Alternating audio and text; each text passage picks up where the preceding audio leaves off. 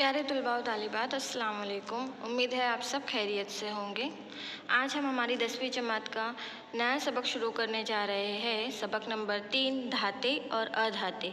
ये भी बहुत अहम सबक है आप लोगों के लिए।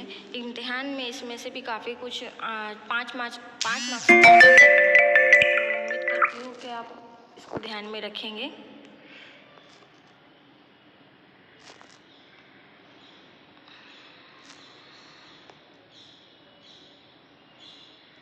धाते और अधाते, सबक नंबर 3। गुजराती में धातुओं ने अधातुओं कहते हैं। अब सबसे पहले तो धाते क्या है और अधात क्या है, इसके बारे में हम मालूमात हासिल कर लेंगे। तो अभी तक जितने भी अनासिर की मालूमात हो चुकी है, उनमें सिर्फ 22 अनासिर जो है वो धात है और ज़्यादातर जो अनासिर पाए गए हैं वो अधात है। और धातु की खुसूसियात बिल्कुल मुख्तलिफ होती है और अधाते चट्टानों से हासिल की जाती है। ये सारी धाते और अधाते, ये तो आपको पता ही होगा कि ये ज़मीन के अंदर से हासिल होने वाली अशिया है। ज़मीन के अंदर से ही हमें धाते भी हासिल होती है और ज़मीन के अंदर से ही हमें अधाते भी हासिल होती है। अब जैसे कि यहाँ पर दो चीज़ें हैं, तो आपको तो पता ही है कि हमारे पीरियोडिक टेबल में जो अनासिरों की दर्जाबंदी की गई है, तो उसके अंदर जो है 118 अनासिर की दर्जाबंदी की गई है। अब उन 118 अनासिरात के अंदर कितने अनासिर धात है और कितने अधात है वो भी बता दिया गया है। अब ये सारी चीज़ें मिलती कहाँ से है, तो आपको तो पता है जौहर, जो मैंने इसका कंसेप्ट पहले भी समझाया था कि बारीक से बारीक ज़र्रात जिसे खुली आँखों से नहीं देख सकते वो जौहर होता है। और ऐसे ही बेशुमार जौहरात से मिलकर क्या बनता है, अंसर, और फिर अंसर से मुरक्कब। तो फिर मुरक्कब बनने के बाद वो चीज़ हमें बाकायदगी से दिखने लगती है। तो ऐसे तमाम दुनिया का जो तसव्वुर किया जाता है, वो तसव्वुरात में बताया जाता है कि तमाम दुनिया जो बनी हुई है वो बारीक बारीक जौहरात से मिलकर बनी हुई है। तो ऐसे ही ये जो धाते हैं, ये धातें भी बारीक बारीक जौहरात से मिलकर बनी है और उसकी खोज साइंसदानों ने जो है वो ज़मीन के अंदर से, पानी में से, इसी तरीके से की गई है। तो बताया जाता है कि सिर्फ 22 अनासिर जो है वो धातों में है और बाकी के तमाम अनासिर जो है वो गैर धातों में आते हैं।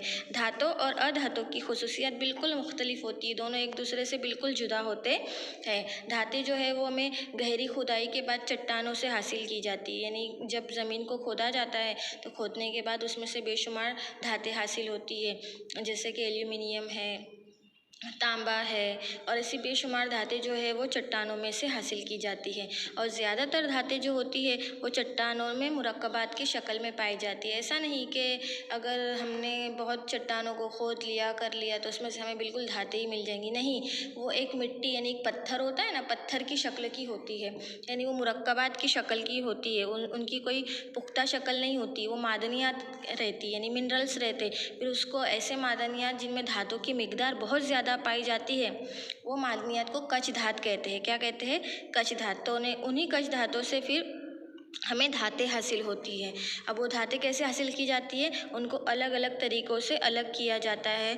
उनको जो अलग अलग फ़िल्टर किया जाता है, और फ़िल्टर करने के बाद क्या होता है कि उनके कई कई तरीके से उनकी कीमियावी खुसूसियात को जांचा जाता है और फिर उसके बाद धातों के तामुल की खुसूसियात को अंजाम दिया जाता है कि कौन सी धात जो है वो किस तरीके से साफ़ होकर खालिस धात बनेगी। तो ये बात आपको याद रखना है कि धातें जब ज़मीन में से हासिल होती है तो वो मिनरल यानी कि जो है कच धात की शक्ल में होती है। और फिर जिसके अंदर जितनी धात की मिकदार, जैसे एल्यूमिनियम है तो वो जो मुरक्कबात मिला है, कच धात मिला है, तो उसमें एल्यूमिनियम की मिकदार बहुत ज़्यादा है, तो वो एल्यूमिनियम नहीं रहेगा, उसको हेमेटाइट कहते हैं। यानी हेमेटाइट जो लोहे से हासिल होता है, उसकी मिकदार उस पत्थर में, उस मिट्टी के ज़र्रे में ज़्यादा होंगी, तो फिर उसके अंदर से उसको साफ़ करके, उसको खालिस करके, उसको एल्यूमिनियम की धात उसके अंदर से निकाली जाएंगी।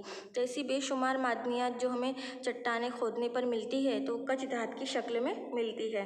फिर वो कच धात को क्या किया जाता है, फ़िल्टर किया जाता है। उनकी तबी खुसूसियात को देखकर और उनकी कीमियाई खुसूसियात को देखकर उनको अलग किया जाता है, और अलग करने के बाद जिस धात में जिसकी मिकदार ज़्यादा होती है उसको उसकी शक्ल में खालिस तरीके से ढाल दिया जाता है।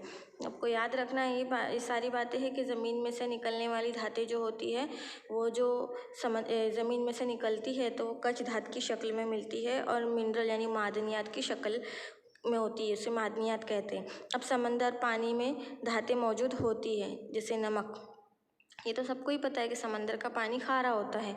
तो ऐसे ही समंदर में से जो धातें निकलती है वो नमक ज़्यादा मिकदार में होता है, तो वो नमक हम नहीं कहेंगे, उसे NaCl कहते हैं, यानी सोडियम क्लोराइड। तो वो सोडियम क्लोराइड जो है वो सोडियम धात और मैग्नीशियम क्लोराइड यानी MgCl2 जिसका ज़ाब्ता है मैग्नीशियम क्लोराइड का, MgCl2 से मैग्नीशियम और कैल्शियम क्लोराइड यानी कैल्शियम क्लोराइड का ज़ाब्ता क्या, CaCl2 से कैल्शियम धात हासिल होती है। अब समंदर में सिर्फ नमक है, हम जानते हैं कि नमक पाया जाता है समंदर से, लेकिन वही समंदर के नमक से कौन सी धातें वजूद में आ रही है, तो NaCl यानी सोडियम क्लोराइड जैसी नमक से सोडियम धात भी बनेगी, फिर उसको मैग्नीशियम क्लोराइड भी हासिल होगा, उसके बाद कैल्शियम क्लोराइड भी हासिल होगा। तो इस तरीके से समंदर के नमक से हमें 3 तरीके की धातें मिलती हैं। तो ये थी धातु की कुछ मुख्तसर सी मालूमात, जो हमें कहाँ कहाँ से पाई जाती है, वो कौन सी शक्ल में होती है, और उनकी शक्ल जो है वो मुकम्मल धात की शक्ल नहीं होती, बल्कि उनको उस धात की शक्ल में लाने के लिए अलग अलग प्लसकारी करनी पड़ती है कि अलग अलग तरीके से धात को खालिज करना पड़ता है।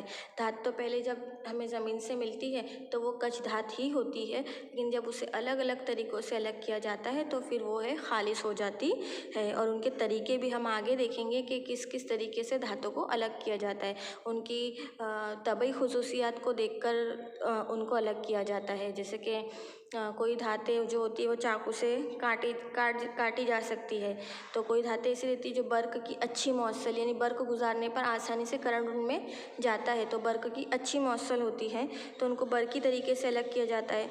जो बर्क की कमज़ोर मौसल होती है तो उनको अलग तरीके से पानी के ज़रिए उनको अलग किया जाता है, रकीक मादों के ज़रिए अलग किया जाता है। तो ये जो मुख्तसर सी मालूमात दी मैंने आपको, ये धातों के बारे में थी और गैर धातों के बारे में थी। उम्मीद करती हूँ कि ये मालूमात आपको समझ में आई होंगी। दूसरा टॉपिक था धातों की तबई खुसूसियात।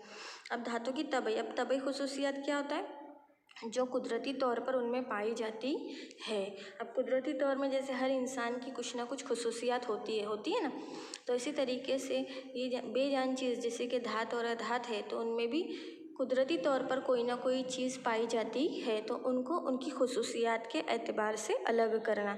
तो जब हम अशिया की दर्जाबंदी करते हैं यानी अलग अलग करते हैं, तो सबसे आसान तरीका होता है कि उसकी तबई खुसूसियत के ज़रिए दर्जाबंदी करना। जैसे कि एग्ज़ाम्पल के तौर पर बहुत सारे मिक्स फ्रूट हमारे पास मौजूद है एक बकेट में, तो हम क्या करेंगे, सबसे पहले सबको एक साथ तो अलग नहीं करेंगे ना, सबकी जोड़ी बनाएंगे कि सबसे पहले भाई जो फ्रूट एप्पल है तो सारे एप्पल एक तरफ करेंगे, बनानास है तो बनानास को एक तरफ करेंगे। तो ये क्या हुआ, उनकी तबई खुसूसियात के एतबार से उनको अलग अलग करना। तो ऐसे ही हर चीज़ की कुछ ना कुछ तबई खुसूसियात होती है। जैसे कि मेल फीमेल क्लास के अंदर बच्चे तो भाई ये तो मिक्सअप क्लास है, लेकिन जब बोलेंगे कि भाई लड़का लड़की अलग करो, लड़कियों को अलग गिनो, तो हम क्या करते हैं, उनकी तबई जेंडर के हिसाब से उनको अलग करते हैं। तो ये क्या हुई, एक तबई खुसूसियात हुई। तो तबई खुसूसियात के ज़रिए हम आसानी से धातों को भी अलग कर सकते हैं, धातों और अधातों को। तो पहला उसमें है कि खालिज धात की सतह चमकदार होती है, नहीं जो बिल्कुल खालिज, बिल्कुल उसमें कुछ भी मिलावट नहीं होती है, तो वो धात जो होती है वो बिल्कुल बिना मिलावट की होती है, तो उसकी सतह बहुत चमकदार होती है, एकदम चमचमाती सतह की धात होती है। और हर एक धात में अपनी अपनी एक खास चमक होती है, जिसे धाती चमक मेटिकल लस्टर कहते हैं। अब दूसरी चीज़ होती है, अब मैंने पहली खास बात ये बताई कि वो जो धात होती है वो बहुत चमकदार होती है, जो खालिश होती है, और हर धात की अपनी अपनी एक चमक होती है। दूसरा पॉइंट आता है कि धातें आमतौर पर ठोस हालत में ही पाई जाती है। जब ज़मीन में से खुदाई होती है और जब वो हमें मादनियात की शक्ल में मिलती है, दस्तयाब होती है, तो वो ज़्यादातर ठोस हालत में ही होती है। सिर्फ एक धात ऐसी है जो हमें माय हालत में मिलती है, और वो है पारा। पारा ऐसी धात है जो हमें माय हालत में हासिल होता है। अब तीसरी धात थी, तीसरा पॉइंट था कि धातें आमतौर पर सख्त यानी ठोस होती है, लेकिन कुछ धातें ऐसी होती है जो मुलायम शक्ल में पाई जाती है, उनकी खुसूसियत मुलायम ही होती है, जिन्हें मैंने कहा चाकू से काटी जा सकती है, ऐसी धातें। तो जो धातें बिल्कुल सॉफ्ट होती है, नर्म होती है, तो वो है लिथियम, सोडियम और पोटाशियम। ये मुलायम धातें हैं। सोडियम और पोटाशियम को हम चाकू से काट सकते हैं। एक मार्क में सवाल आता है कि कौन सी ऐसी धातें हैं जिन्हें चाकू से बआसानी काटा जा सकता है, तो आपको ये जवाब याद आना चाहिए उस वक्त कि सोडियम और पोटाशियम ऐसी धातें हैं जिन्हें चाकू से आसानी से काटा जा सकता है, कि उनकी तबी खुसूसियात ही नरम होती है, वो नरम तौर पे मिलती है। अब चौथा पॉइंट आता है हमारा कि धातें चादर पजीर यानी बिल्कुल पतली परत की होती है, क्योंकि उन्हें हथौड़े से पीटकर पतली चादर में ढाला जा सकता है। जैसे कि हम कोई पतरे वगैरह की दुकान पर जाते हैं या एल्यूमिनियम वगैरह की जहाँ ठोक पीट होती है, तो वहाँ एकदम पतली परत होती है ना, जैसे एकदम पतली परत, तो वो पतली परत जैसी धातें होती है जिन्हें हथौड़ी से ठोक पीट कर उनको नई नई शक्ल में ढाला जाता है। जैसे कि चांदी के वर्क बनाए जाते हैं। फिर उसके बाद धातों को पीट कर चादर या शीट बनाने की खुसूसियत को चादर पजीरी कहा जाता है। जैसे कि हमें धातें तो है वो एक शीट की शक्ल में रहती है, लेकिन उसको दूसरी शक्ल दी जाती है, डब्बे की शक्ल है। जैसे चांदी है तो हम सोनार की दुकान पर जाते हैं तो हमें चांदी की कितनी सारी चीज़ें देखने को मिलती है, बर्तन देखने के लिए मिलते हैं, ज्वेलरी देखने के लिए मिलती है। तो ये सारी चीज़ें क्या उसे ठोक पीट कर एक शक्ल दी जाती है, तो वो शीट होती है। और फिर वो शीट को हथौड़े से पीट कर उसको नई शक्ल में ढाला जाता है, और ढालने के बाद उसको चादर पजीरी कहा जाता है। चादर पजीरी कहते हैं उसे, कि चादर पजीरी के ज़रिए जो है उसको अलग करते हैं। अब हमारा जो 5वां पॉइंट था, धातें तार पजीर होती हैं, तारों की तरह होती है, यानी धातों के पतले तार बनाए जा सकते हैं। और धातों की तार बनाने की खुसूसियत को ही तार पजीरी कहते हैं। यानी कि जितने जैसे डोरा होता है ना बारीक सा, ऐसे बारीक से डोरे की शक्ल की तरह हम धातों के भी तार बना सकते हैं, और तार बनाने के बाद उनको दूसरी शक्ल में ढाल सकते हैं। तो ऐसी खुसूसियात को तार पजीरी कहते हैं। ये क्या पढ़ रहे हैं हम, कि धातों की तबई खुसूसियात, कि उनमें क्या खुसूसियत है कि वो कैसी कैसी शक्लों में ढाले जा सकते हैं। तो मैंने आपको यहाँ पे 4-5 पॉइंट बताए, जिसके अंदर धातों के अंदर चमक होती है पहले तो। दूसरा, कुछ धातें ठोस हालत में पाई जाती है तो कोई माय, तो माय हालत में सिर्फ एक ही धात पाई जाती है, वो है पारा। तीसरा, कुछ धातें सख्त होती है यानी ठोस होती है, लेकिन सोडियम और पोटाशियम हमें कुदरती तौर पर नरम ही मिलती है, जिससे चाकू से आसानी से काटा जा सकता है। तीसरा, ये धातें चादर पजीर यानी चादरों की तरह पतली होती है, और फिर उन्हें हथौड़े से पीट कर पतली चादर में ढालते हैं, और फिर उसको नई अशिया में तब्दील करते हैं। यानी कि उनके चांदी के वर्क भी बनाए जा सकते हैं। जैसे मिठाई हम खाते हैं तो उस पर चांदी का पतला सा सिल्वर फॉइल होता है ना, तो ऐसे ही पतली परत चांदी की होती है, और फिर उसे चादर शीट या अलग अलग तरीके से चादर पजीरी के काम के ज़रिए उसको अलग अलग शक्ल में ढाला जाता है। फिर मैंने 5वां पॉइंट बताया कि जो तबई खुसूसियत में धातों के अंदर ऐसा है कि धातों के पतले यानी डोरा कैसा होता है, वैसे डोरे की तरह तार बनाए जा सकते हैं, और वो तार बनाने की खुसूसियत को भी तार पजीरी कहते हैं। और छठा लास्ट पॉइंट, कि धातें हरारत की मौसिल होती है, यानी बिजली की मौसिल होती है, यानी धातों से हरारत और बिजली आसानी से गुजर जाती है। तो सबसे बेहतर बिजली की मौसिल जो धात है वो चांदी होती है।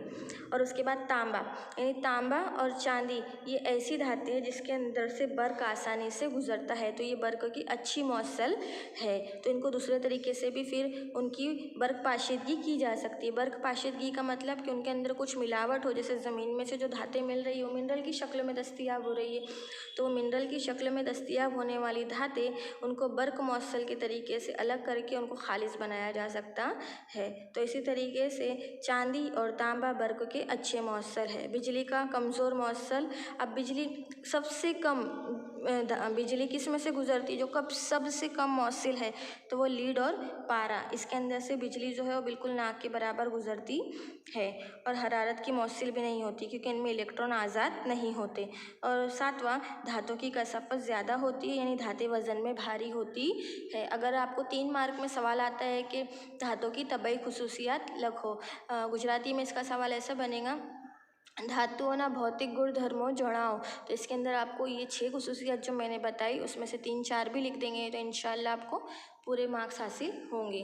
तो आज की वीडियो में इतना ही, लेकिन उम्मीद करती हूँ आपको ये वीडियो समझ में आया होगा, और आप इसको अच्छे तरीके से पढ़ेंगे और समझने की कोशिश करेंगे। और कुछ नहीं समझ में आता है तो आप मुझे मैसेज कर सकते हैं, पूछ सकते हैं। आज की वीडियो में इतना ही। अल्लाह हाफिज़।